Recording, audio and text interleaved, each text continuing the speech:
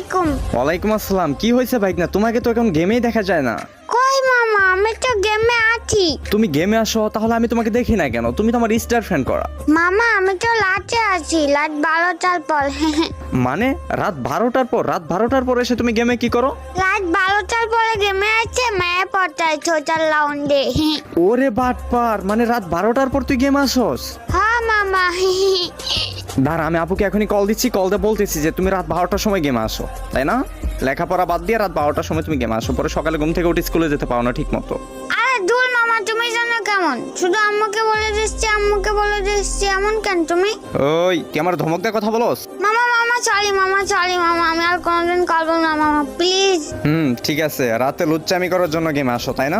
মামা আমি তো পিচ্ছি বাবু, আমি এই বয়সে দুষ্টামি করবো ছাড়া কোন বয়সে করবো মামা? হ্যাঁ তো দুষ্টুমি করে যেন আবার লিমিট ক্রস করো না। আচ্ছা মামা।